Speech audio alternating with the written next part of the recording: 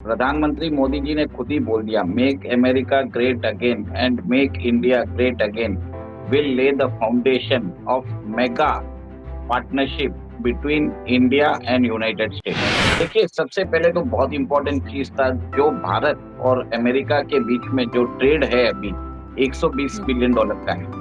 उन्होंने जय हिंद, नमस्कार, मैं अंबर जैदी स्वागत करती हूँ आप सबका एक बार फिर से हमारे आज के कार्यक्रम में और आज हम बात करने वाले हैं पिछले 1 महीने में डोनाल्ड ट्रंप द्वारा किए गए जो कार्य हैं, जिसमें कई सारे एग्ज़ीक्यूटिव ऑर्डर्स जो उन्होंने ताबड़तोड़ साइन किए और बड़े-बड़े ऑर्डर्स उन्होंने निकाले और बड़े डिसीजंस लिए जिस पे काफ़ी चर्चा रही। लेकिन उनके आने से पहले ही काफ़ी उम्मीदें लगाई जा रही थी कि जब डोनाल्ड ट्रंप आएँगे चुनकर और जब उनकी सत्ता शुरुआत होगी तो भारत पर उसके क्या असरात होंगे और जो एक बड़ा जियोपॉलिटिकल शिफ्ट नज़र आएगा वो किस तरह का होगा? भारत के लिए किस तरह से चीज़ें या कंडीशन की बात करें, कैसे फ़ेवरेबल कंडीशन रहेगी?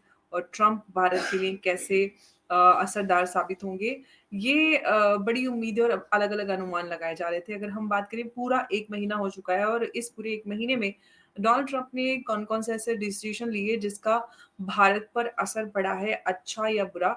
इसको हम समझेंगे हमारे आज के मेहमान से। उमेश अग्रवाल जी, उनका स्वागत करते हैं। बहुत-बहुत स्वागत है उमेश जी आपका। जय हिंद, नमस्कार। जय सिया राम अंबर जी। जय सिया राम उमेश जी और हम आपसे समझेंगे पूरा 1 महीना गुज़र चुका है डोनाल्ड ट्रंप के ओथ सेरेमनी या इनॉग्रेशन कहें उन्होंने शुरुआत कर डाली है और सैकड़ों एग्ज़ीक्यूटिव ऑर्डर्स उन्होंने ताबड़तोड़ साइन किए। तो उन सब से अगर हम समझने की कोशिश करें क्योंकि डोनाल्ड ट्रंप और प्रधानमंत्री मोदी दोनों के ही जो एक पर्सनल इक्वेशन या कहें या पर्सनल डिप्लोमेसी उसकी भी चर्चा होती है। जो अब तक उन्होंने डिसीजंस लिए हैं, उनका भारत पर क्या असर पड़ता पड़ता है अभी तक और आने वाले समय में किस तरह से उसका असर रहेगा? डोनाल्ड ट्रंप भारत के लिए कितने असरदार या फ़ायदेमंद साबित होने वाले हैं? देखिए, मुझे कुछ बोलने की ज़रूरत नहीं है। प्रधानमंत्री मोदी जी ने खुद ही बोल दिया, make America great again and make India great again will lay the foundation of mega partnership between India and United States. हुँ, तो और आपने ये भी देखा है कि डोनाल्ड ट्रंप ने बोल दिया, Modi ji is a very tough negotiator. हुँ, और और भी आपने देखा है कि कैसे इलॉन मस्क से भी मिले थे मोदी जी और F-35 उन्होंने देने की बात कही थी। देखिए, सबसे पहले तो बहुत इम्पोर्टेंट चीज़ था जो भारत और अमेरिका के बीच में जो ट्रेड है अभी 120 हुँ, बिलियन डॉलर का है। हुँ, उन्होंने बोल दिया कि 2030 तक ये ट्रेड हम 500 बिलियन डॉलर हम लेके जाएँगे और हुँ, इसके लिए जो पॉजिटिव वाइब्स थी वो पहले ही चालू हो गई थी। जैसे आपने देखा है कि इस बजट में हमने जो इम्पोर्टेड जो बाइक्स है, जो ईवी व्हीकल्स है, उसके ऊपर जो टैरिफ थे, वो कम कर दिए हैं। और देखिए, डोनाल्ड ट्रंप के आप सब लोगों को मालूम है कि वो ट्रांज़ैक्शनल प्रेज़िडेंट है। उन्होंने भारत के सामने ही उनको बोल दिया कि आप बहुत ज़्यादा टैरिफ लगाते हो, आप टैरिफ अब्यूज़र हो। बट उनका personal equation with Modi ji is very strong. उन्होंने ये भी बोला कि we I missed you a lot और हुँ, आपने देखा कि किस गर्मजोशी से उनका स्वागत किया गया। और आप ये भी देखिए भारत ने कंसर्न्स को भी अकोमोडेट किया है। जो अमेरिकन व्हिस्की है उसके ऊपर भी मेरी ड्यूटी कम कर दी है। जो बोलते हैं ना सिंबॉलिक होता है अमेरिका के जो हार्ली डेविडसन बाइक है और उनकी व्हिस्की है that appeals the Trump electorate वहाँ पे। इसका सिर्फ हुँ, एक सिंबॉलिक नेचर है। बहुत एक प्रोपेगेंडा चलाया गया था again the H-1B visa and other things. उसपे कुछ बस बातें ज़रूर हुई है, पर ऐसा कुछ हुआ नहीं कि कार्य ऐसा कुछ हुआ नहीं कि उसको कुछ कम किया जाएगा। इनफैक्ट ट्रेड अभी बढ़ेगा। आप देखिए जब उनको पूछा गया कि बांग्लादेश के बारे में क्या बोलते हो आप? तो उन्होंने बोल दिया this is for my friend Modi ji to handle. तो मतलब आपको एक तरह से इंडियन ओशन रीजन में आपको एक तरह से राजा बना दिया है। आप उसके अंदर जो चाहें आप कर सकते हैं। और जिस हिसाब से डिक्लेरेशन में पाकिस्तान को टेरर स्टेट डिक्लेयर किया, तो पाकिस्तान उधर भी तिलमिला गया। बांग्लादेश के बारे में बताता हूँ, वहाँ पे प्रेसिडेंट रूल मणिपुर में लगा दिया गया है, वहाँ पे मिलिट्री लगाई जा रही है, बातचीत हो रही है कि शायद चिकन नेक को एक्सपैंड करके उसको एक दूसरा नेक कर देंगे, मतलब ऐसी कुछ बातें हो रही है। और जिस हिसाब से बांग्लादेश में हिंदूज के ऊपर जो अत्याचार हो रहे हैं, तो उसको भी कंसर्न में लिया है। और आईएमएफ ने $645 मिलियन का जो लोन है, वो अभी तक उनको रिलीज नहीं किया। ठीक है। और आपने जी। ये भी नोट कर लीजिए कि बांग्लादेश को जो यूएस एड मिलता था, $400 हुँ, मिलियन का, वो बंद कर दिया है। हुँ, जो और उसके अलावा $40 मिलियन और उनको समझ में आया, जो उनको जा रहा था 40 या $29 मिलियन, वो भी बंद कर दिया है। तो कहीं ना कहीं बांग्लादेश में फॉरेन एक्सचेंज क्राइसिस हो गया है। जो हुँ, बांग्लादेश अदानी को दांत दिखा रहा था, उसके पैसे नहीं दे रहा था, अब वो गिड़गिड़ा रहा है कि आप हमको बिजली सप्लाई कर दीजिए, हम आपको पैसे देने के लिए तैयार हैं। वो हमें धमका रहा था कि हमारे पास ड्रोन है, हम पाकिस्तान से JF-17 फाइटर जेट ले रहे हैं, हम चाइना से J-10 ले लेंगे। पाकिस्तान को बोला अपने न्यूक्लियर मिसाइल्स भेज दीजिए हमारे पास। पाकिस्तान के साथ डायरेक्ट उन्होंने फ्लाइट्स रिज्यूम कर दी। चिटागोंग और कराची के बीच में आर्म्स सप्लाई हो रही है।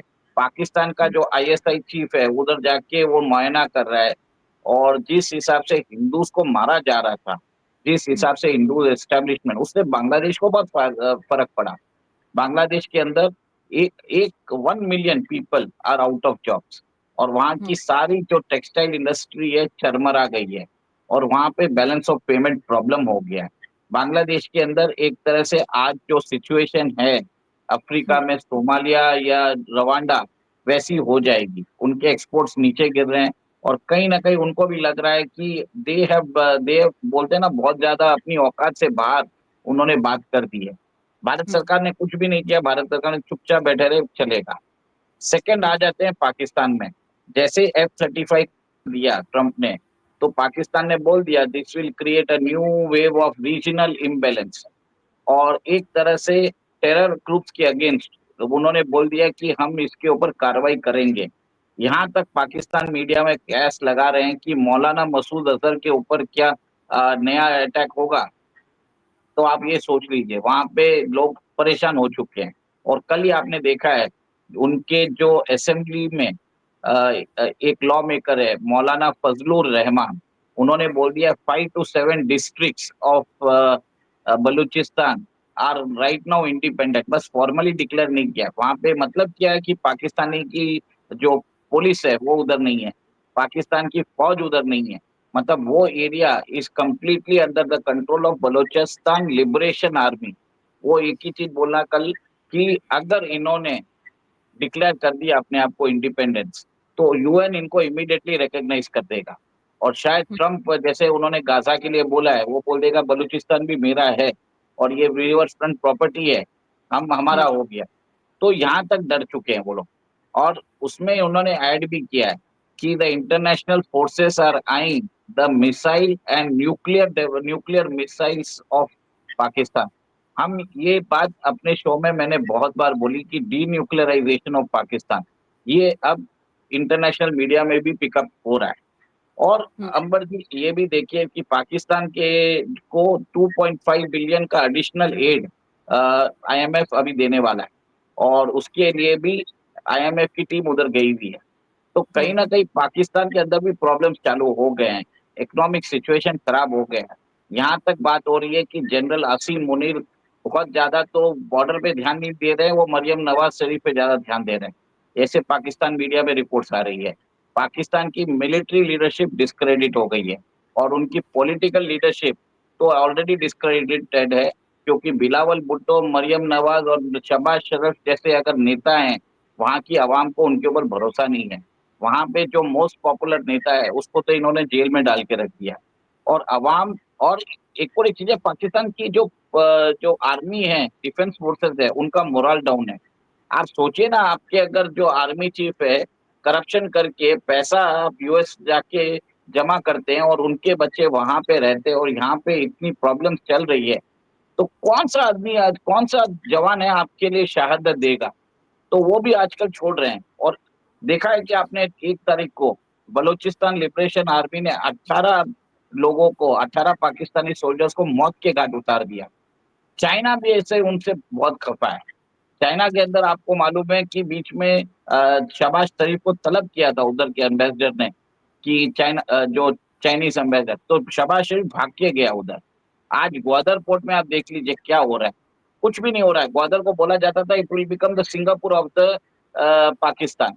तो कल निकी एशिया ने बोला कि ग्वादर सिर्फ गधों के एक्सपोर्ट के लिए हो रहा है।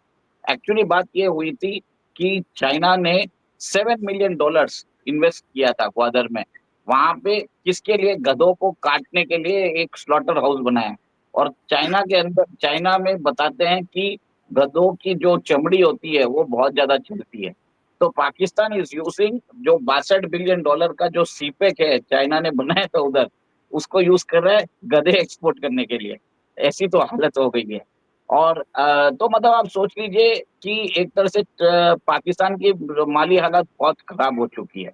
और वहां पे भी कहीं कभी ना कभी एक तरह से एक्सप्लोजन हो सकता है कि, और आपने देखा भी है पीओजे को में बोला हुआ है कि आप हमें अपने अंदर ले लीजिए। मैं तो ये बोलता हूँ, कल पाकिस्तान ने अपनी असेंबली में पास किया है कि कश्मीर में प्लेबिसाइड करना। मैं तो आज बोलता हूँ अगर पाकिस्तान में, अगर आज हम ये पोल डाल दे कि do they want to join with India, मेरे ख्याल से 50% से अधिक पाकिस्तानी बोलेंगे लेट्स ज्वाइन विद इंडिया। ऐसी तो इनकी हालत खराब हो चुकी है। हुँ। ये आईएमएफ से $7 बिलियन का लोन मांग रहे हैं, ठीक है। और हम कश्मीर में एक $15 बिलियन का इन्वेस्टमेंट कर रहे हैं।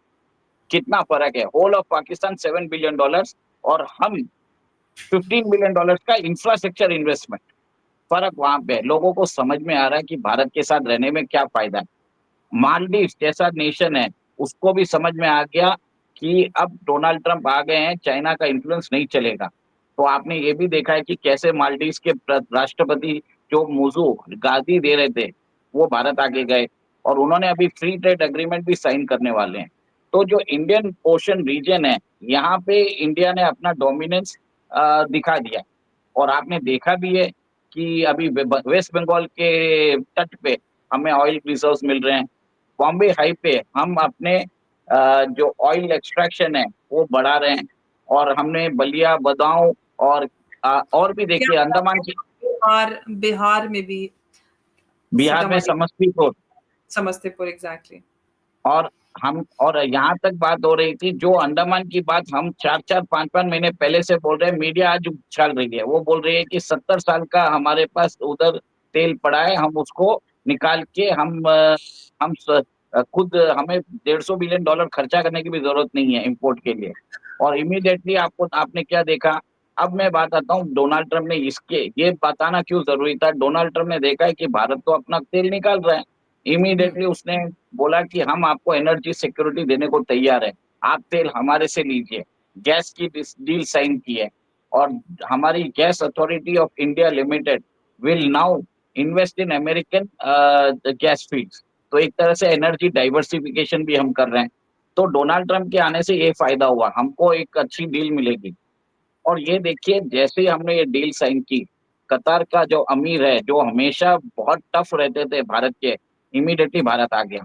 और मोदी जी ने भी उनका गर्मजोशी से स्वागत किया। देखिए सब इकोनॉमिक्स है। कतार के साथ हमारा, हमने अपना एलएनजी एग्रीमेंट साइन किया है। और जो रेट पे हमने साइन किया है उसके कारण हमको $6 बिलियन का फायदा होता है। $6 बिलियन मतलब 50,000 करोड़।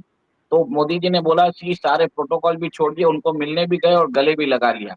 और अभी उन्होंने ये भी एग्री कर लिया कि हम अपना रुपए रुपी एग्रीमेंट जो हमारा हर जगह चल रहा था गल्फ में, यूएई में, वैसे ही दोहा में चालू हो जाएगा। और यूएई और सॉरी कतार हमारे अंदर $10 बिलियन का एडिशनल इन्वेस्टमेंट कर रहा है। देखिए जैसे ही हम अमेरिका जाके आए, कतर भी अभी लाइन पे आ गया। और एक तरह से कतर इसके लिए भी आया होगा कि उसको भी, उस मोदी जी ने उनको भी समझा दिया होगा कि हम शायद कोई बड़ा ऑपरेशन करेंगे, चिकन नेक को शायद थोड़ा बड़ा कर सकते हैं बांग्लादेश में। आप थोड़ा सा देख लीजिएगा उस समय। आपको याद होगा बांग्लादेश नेशनलिस्ट पार्टी की जो मुखिया हैं, खालेदा जिया, वो जब लंदन गई थी, उनको पिकअप करने के लिए कतर का एयरक्राफ्ट आया था।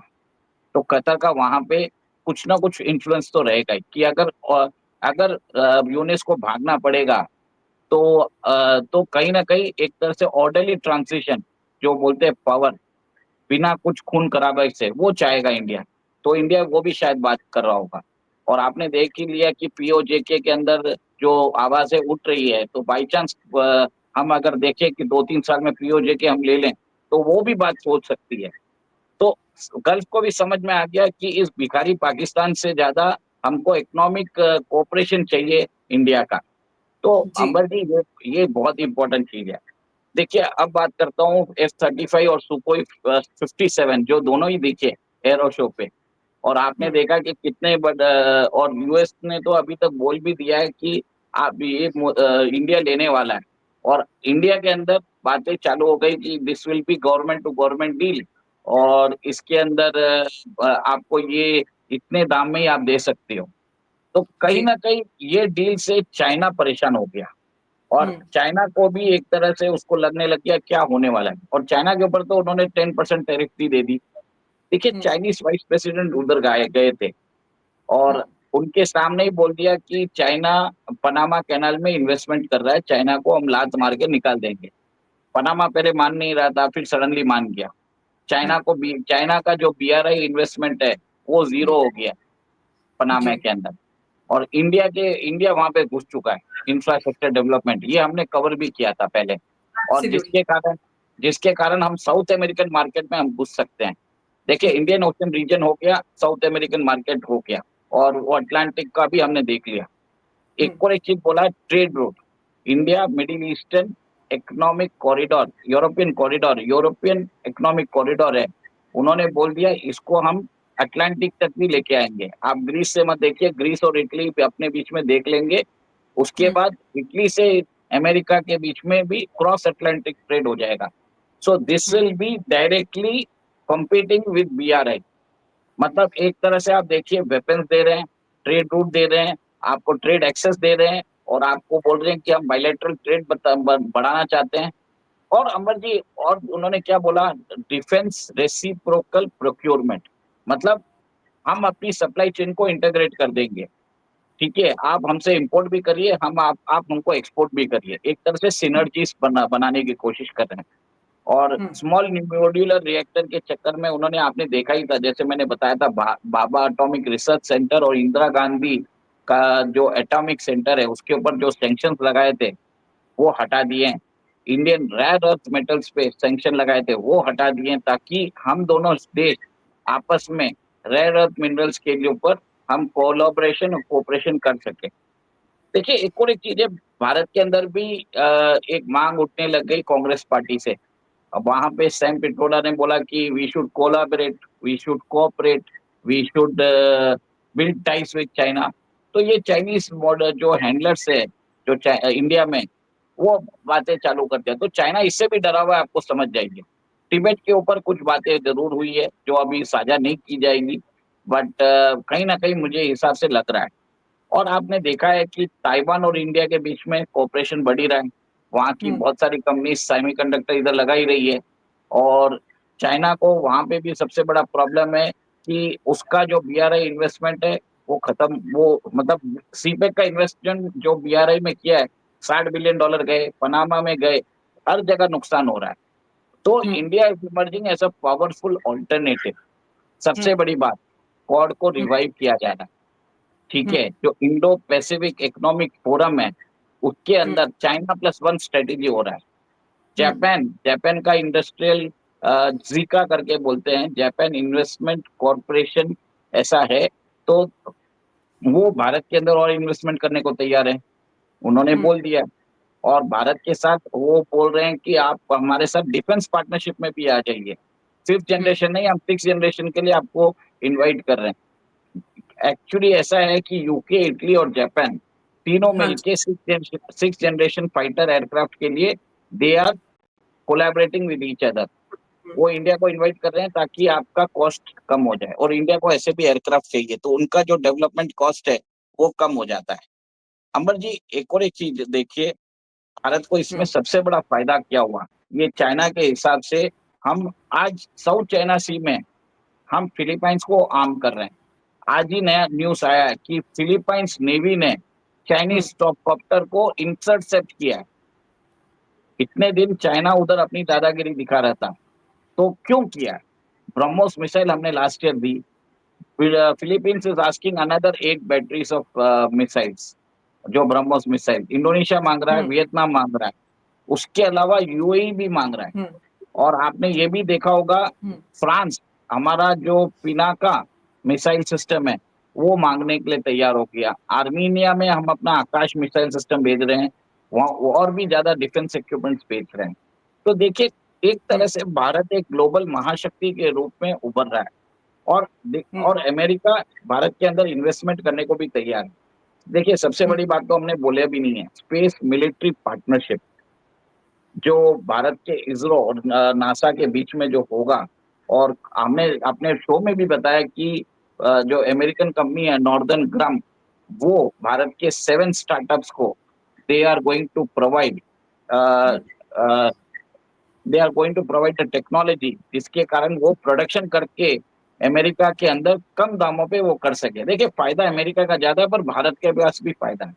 सेकंड, हुँ, अमेरिका यहाँ पे इन्वेस्टमेंट करने वाला है, और हमने कवर भी किया है कि भारत को एक तरह से ग्लोबल मिलिट्री इंडस्ट्रियल हब बनाने की कोशिश कर रहा है। देखिए, हुँ, अगर भारत F-35 ले लेता है, तो भारत को एक नेटो अलाई जैसा एक स्टेटस मिल जाएगा। इंडो पैसिफिक में जो बोलते हैं चाइना के अगेंस्ट जो military system, global military system जो होगा, उसमें भारत हुँ, will become an important player. हमारे सी रूट्स सिक्योर हो जाएंगे, बहुत ज्यादा फायदा होगा। और जित और अभी एक चीज आपको बताता हूँ कि जो जी हमको इंजन्स नहीं दे रहा है, वो उसके इंजन्स आना चालू हो गए हैं। उसका एक इंजन तो टेस्टिंग हो गया, उसने बोला 12 इंजन मैं दे दूंगा ये साल में। ठीक है। रशिया बोल दिया है कि आपको हम AL-41 इंजन दे देंगे आपके तेजस के लिए। और हुँ, Su-57 का पूरा हम टेक्नोलॉजिकल ट्रांसफर के साथ हुँ, लोकलाइजेशन कंपोनेंट्स पूरा शेयर कर देंगे। और जी, आपके पास सुखोई 30 तो ऑलरेडी है, सुखोई हुँ, 57 भी हम आपको देने के बाद उसकी जो असेंबली लाइन में आप सब कुछ कर पाओगे। और हम आपके एमका प्रोग्राम के अंदर इंटीग्रेट होके एमका को ऑपरेशनल कर देंगे। उन्होंने ये जहाँ तक बोला, आप खर्चा मत करिए, हमारे साथ कोलैबोरेट कर लीजिए, एमका में पैसे बर्बाद मत करिए, हम आपके हुँ, एमका को पूरा ऑपरेशनल कर देंगे। और आपका जो एमका है, वो रशियन सब सिस्टम्स के साथ कोऑपरेट करेगा। और भारत को जरूरत भी है, क्योंकि क्या है, भारत के पास सुखोई 30 के 272 एयरक्राफ्ट है। और अगर हमारा एम का सिस्टम भी सुखोई के साथ अगर तालमेल कर सकता है, जो जो बोलते कंप्यूटर टू कंप्यूटर बातें करते हैं ना, सिग्नल हुँ, समझना है, इंक्रिप्शन, वो सब अगर हो जाए तो बेहतर हो सकता है। तो कहीं ना कहीं मुझे लगता है, जैसे मैंने हमेशा बोला है कि भारत 2 स्क्वाड्रन लेगा, आपके शो में 2-3 महीने पहले ही मैंने बोल दिया, वो अभी लेने वाला है। और साथ में सुखोई 57 की प्रोडक्शन लाइन शायद भारत में खुल जाएगी, क्योंकि एमका के लिए सपोर्ट देगा अ, रूस। तो एक तरह से अमेरिकन इंटरेस्ट को भी मैनेज कर लिया है, जब रशियन इंटरेस्ट को भी मैनेज कर लिया है। और फ्रांस से हम 26 मराइन एयरक्राफ्ट ले ही रहे हैं रफाल के लिए, INS अरिहंत के लिए, तो वो भी मैनेज हो चुका है। देखिए, अभी आपने ये भी देखा होगा कि जब मोदी जी उधर गए थे, रशिया रशिया के जो प्रेसिडेंट है पुतिन, उनके साथ ट्रम्प ने 90 मिनट्स तक बात की थी, और उन्होंने उसमें रेंज ऑफ इश्यूज भी बात की थी। और अब जिस हिसाब से ग्लोबल लेवल पे रियाद में समिट हो रहा है, जैसे कल उनके जो विदेश मंत्री है लैवरॉव, और अमेरिका से मार्को रूबियो और उनकी टीम मिली थी, उन्होंने इमीडिएटली बोल दिया कि हम आपके दोनों आपस में वॉशिंगटन और मॉस्को में एम्बेसी वापस खोलेंगे, जो 2 साल से बंद, 3 साल से बंद थी। देखिए, हुँ, 22 फरवरी को 2022 को युद्ध चालू हुआ था, आज हुँ, 3 साल हो जाएंगे। जी, ठीक है, वो पहले हो गया। रशिया को बोल दिया कि आपने जो यूक्रेन का जो 5 रीजन कॉन्कर किया है, जैसे ज़ेपोरोजिया, खॉर्सन, क्रीमिया, डोनेस्क, लुसान, वो आप रख लीजिए। यूक्रेन को हुँ, बोल दिया कि $350 बिलियन मैंने आपको दिए हैं, उसके लिए आपको $500 बिलियन का आपका रेयर अर्थ मटेरियल भेजना पड़ेगा। वो तो यूक्रेन कल, और यूक्रेन को बुलाया भी नहीं, यूरोप को बुलाया ही नहीं। आज हुँ, यूरोप, और आपने देखा कि कैसे यूक्रेन के राष्ट्रपति, वो कल थोड़ी देर यूएई में बैठे थे, फिर टर्की गए, फिर आप वो बोल रहे ठीक है मेरे को नहीं बुलाया तो मैं वापस उधर जा रहा हूँ, रूठ के चले गए वापस कीव। और ब्रिटिश के प्राइम मिनिस्टर कीथ स्टार्मर ने बोला है कि हम आपको $600 बिलियन एडिशनल देंगे और हम आपकी यूरोपियन आर्मी खड़ी करके उधर दे देंगे। तो फ्रांस ने तो आज मना ही कर दिया। तो हुँ, फ्रांस चाहता है कि कैसे न कैसे रशिया का जो ब्लैकलिस्ट किया है सबने, उसको धीरे से धीरे कहीं न कहीं उनको समझाया जाए कि बातचीत हो रही है, यूएस कर रहा है, उनको करने दो। हमारा काम क्या है कि अभी आगे हमको अपनी सिक्योरिटी हमको देखनी पड़ेगी और हुँ, यूक्रेन और कीव के झंझट में मत पड़ो। तो एक तरह से आप देखेंगे कि भारत, और आप ये भी देखिए ना, कतर के प्राइम मिनिस्टर, जो कतर के शेख जब आए थे इधर, तो पैलेस्टीन के मुद्दे पे भी बात हुई होगी, तो वो कहाँ जा उसमें भी भारत से मध्यस्थता चाहते हैं, क्योंकि मोदी जी के बहुत अच्छे रिश्ते हैं बेंजामिन नेतन्याहू के साथ। द ओनली लीडर जिसकी बात अगर बेंजामिन नेतन्याहू मान सकते हैं, वो इधर ट्रम्प है या सेकंड मोदी जी। और आपको ये भी मालूम है कि चाइना पे किसी को भरोसा नहीं है। चाइना को कोई अभी सीरियसली नहीं ले रहा है। रशिया का जैसे ही रिलेशनशिप अगर अगर वेस्ट के साथ इम्प्रूव हो गया, चाइना हुँ, का बैंड बाजा बारात बज गया। आप सोच लीजिए, वहां पे जो रिपोर्ट्स आ रही है, उधर की जो कंपनी जिनकी वैल्यूएशन बिलियंस ऑफ डॉलर्स थी, मतलब ये चाइनीज न्यू ईयर से पहले जैसे ही खुल रहे हैं, दो कंपनियों ने तो हाथ खड़े कर दिए। एक बहुत बड़ा रिटेल जायंट है, उसने हाथ खड़े कर दिए हैं, और एक कंपनी है जो वहाँ के ड्राइविंग सॉफ्टवेयर बनाती है, जिसकी वैल्यूएशन $1.4 बिलियन थी, उसने भी हाथ खड़े कर दिए। तो चाइना हुँ, में और ज़्यादा प्रॉब्लम चालू होगा। चाइना के अंदर जो उन्होंने जो ग्रोथ ली थी बाइडेन एडमिनिस्ट्रेशन में, वो होने वाला नहीं है, क्योंकि ट्रम्प ने क्या किया, 10% टैरिफ लगा दिया है और हुँ, 25% मेक्सिको के ऊपर लगा दिया उन चाइनीज कंपनीज पे जो मेक्सिको से एक्सपोर्ट करती है अमेरिका में। और कल आपने देखा होगा, जो चाइनीज को बोल दिया आप अमेरिकन फार्मलैंड और खरीद नहीं सकते। तो कहीं न कहीं चाइना पे जो है शिकंजा कसता जा रहा है। देखिए, एक और एक चीज़ मैं बताता हूँ, डीपसीक आया था, $1 ट्रिलियन का जो मार्केट लॉस हुआ था अमेरिका, तो अमेरिका तो हिल तो गया एक बार। बट एक चीज़ होता है कि आप हिला सकते हो उसको एक बार भूकंप देख के। एक हुँ, छोटा-सा ट्रेमर था, ठीक है, कर दिया, पर अमेरिका ने अभी इमीडिएटली क्या किया, सैम ऑल्टमैन जो लास्ट ईयर बोल रहे थे कि भारत अपना जीडीपी नहीं बना सकता, इस बार आके बोल रहा है कि Bharat is a very important partner. Bharat के जो मिनिस्टर हैं, अश्विनी वैष्णव, उसने बोल दिया कि 6 से 8 महीने में आपका पास भारत का चीफ जीपीडी आ जाएगा। और हमने ये भी एक प्रोग्राम किया था कि कैसे हमने अपना खुद का चिप का डिजाइनिंग कर चुके हैं। तो एक एब्सोल्युटली। बहुत सारी, एक तरह से मुझे लग रहा है जो लोग इतना नेगेटिव फैला रहे हैं, मुझे कहीं भी नेगेटिविटी नजर नहीं आ रही है। ठीक है, न्यूक्लियर एनर्जी देख लीजिए, स्पेस देख लीजिए, डिफेंस देख लीजिए, एआई देख लीजिए, ट्रेड बनाने का देख लीजिए, रैशनलाइजेशन हो रहा है। चलिए, कॉन्फ्लिक्ट थोड़ा बहुत डिसएग्रीमेंट्स था, पर रिजॉल्व हो रहा है, सब बातें हो रही है। और ट्रम्प ने भारत की जो पोजीशन है, उसको उसको स्ट्रेंथन ही किया।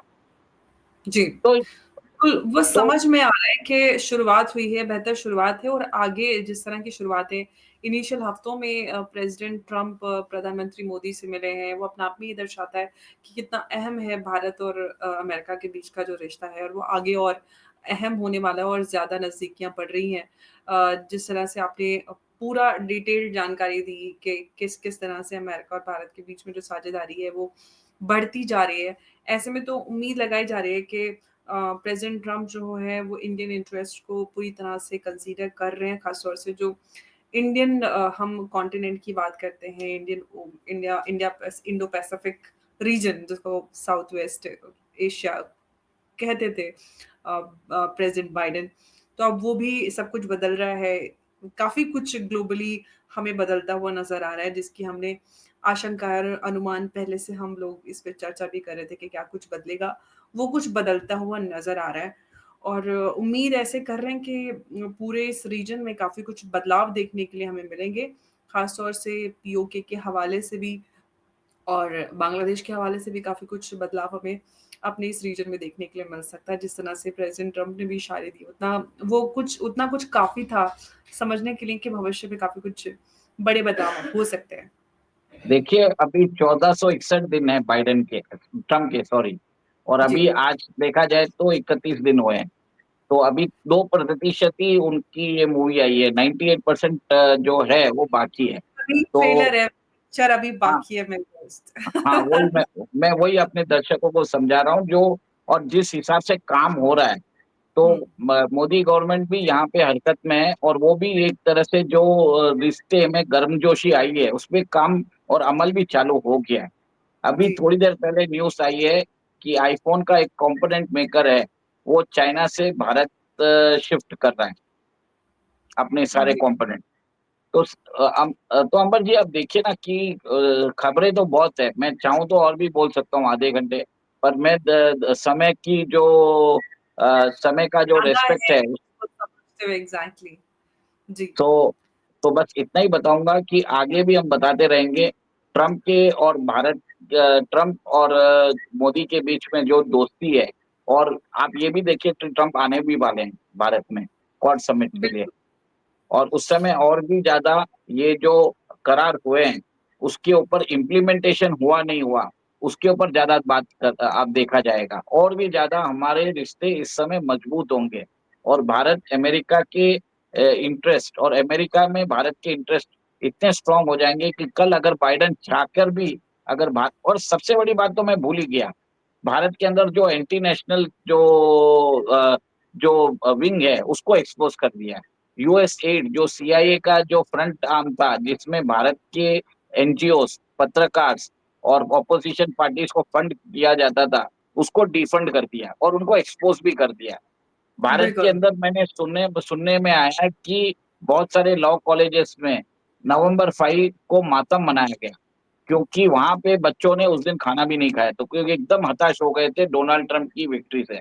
क्योंकि ये जो एक्टिविज्म जो होता है, एडवोकेसी होता है, और जिस हिसाब से फ्रिवलेस पिटीशन डाल के ये सब अमेरिका में ही चलता था, टोटल बंद कर दिया, पैसे ही नहीं मिलेंगे। ऐसा हुआ कि प्रशांत किशोर जो बोल रहे थे कि मैं वापस इलेक्शन मैनेजमेंट में जाऊंगा नहीं, सडनली अभी तमिलनाडु भाग के विजय के लिए वो अभी इलेक्शन स्ट्रेटेजी एमपी। डिवाइस कर रहे हैं। और जी, बिल्कुल। राहुल गांधी की तो ऐसी हालत खराब हुई है कि वो चाइनीज ड्रोन लेके हर जगह जाके उसको कुछ समझ में नहीं आया, वो पजल हो गए कि क्या करूं मैं। तो एक हुँ। तरह से ऑपोजिशन को तभी तो एक्सपोर्ट किया है। अंकल अंकल सैम का रोना निकल गया। हाँ, और और और देखिए पूरा इंटरनेशनल ब्रिगेड एक तरह से उन लोगों को समझ में नहीं आ रहा है कि क्या करें। और हुँ, यहाँ पे आप देखेंगे कि ये जो भारत के अंदर जो पैसे लगा दिए गए थे, और उन्होंने तो बोल भी दिया कि $21 मिलियन भारत के अंदर उनको इलेक्टोरल मोबिलाइजेशन के लिए दिया है। तो कहीं न बिल्कुल। कहीं आगे पैसे मिलेंगे नहीं। बिग टेक उनको फ़ॉल्स नैरेटिव जो आपने देखा था 2024 के लोकसभा इलेक्शन में चलाए गए थे, जिसके अंदर बोला गया था कि संविधान खतरे में है। सीएए, एनआरसी में मुस्लिमों को बोला गया था कि आपको कंसंट्रेशन कैंप्स में भेज दिया जाएगा। फार्मर्स एजिटेशन को फंड किया गया था, और बांग्लादेश में तो ये लोग सक्सीड हो गए थे, बट भारत में स्पेक्टेकुलरली फेल हो गए। तो अब भारत के बिल्कुल। लोगों को समझ में भी आ गया, और भारत के अंदर जिस हिसाब से बीजेपी को बैक टू बैक विक्ट्रीज आई है, तो सब लोग कहीं ना कहीं मुझे आशा लग रही है कि भारत की सरकार, स्टेट्स गवर्नमेंट सब अभी भारत के डेवलपमेंट के लिए अच्छा रहेगा। और आप जैसे कल जाने वाली हैं अ, दिल्ली के जो नए मुख्यमंत्री के शपथ ग्रहण में, तो एक तरह से मुझे लग रहा है कि कहीं न कहीं एक तरह से भारत के अच्छे दिन आ गए हैं। और भारत के अंदर जो अब बोलते हैं, हमने पहले भी बोला था, Bharat first, Bharat next, Bharat forever, जो विश्व में जो एब्सोल्यूटली। परचम है, वो हमेशा लहराता रहेगा। बिल्कुल। और बिल्कुल। और इसी तर्ज पर प्रेज़िडेंट ट्रम्प की बात करें, वो भी अमेरिका फर्स्ट की बात कहते हैं, इधर प्रधानमंत्री मोदी इंडिया फर्स्ट, तो दोनों के विचार भी मिलते हैं और मागा दोनों ही अपने देशों के लिए मागा एग्ज़ैक्टली दोनों ही मागा अपने देश मीगा। के लिए दोनों ही अपने देशों के लिए काम कर रहे हैं, और कहीं न कहीं वो विचारधारा भी मिलती है। और जिस तरह से साझेदारी बढ़ रही है, भविष्य में उम्मीद है कि भारत और अमेरिका के रिश्ते और ज़्यादा मज़बूत होंगे, और जो ये साझेदारी ऐसे ही बढ़ती रहेगी। और आगे जब प्रेज़िडेंट ट्रम्प यहाँ आएँगे, क्या-क्या डेवलपमेंट्स होंगे, और आगे भी अमेरिका और भारत के बीच जो रिश्ते हैं, उनको लेकर जो भी अपडेट्स होंगे, हम आपके सामने आएँगे, उन पर चर्चा लेकर आपके सामने हाज़िर होंगे। उमेश जी, आपका बहुत-बहुत धन्यवाद हमारे साथ आज की इस चर्चा में जुड़ने के लिए। जय हिंद, नमस्कार, जय भारत। जय सिया राम। जय सिया राम।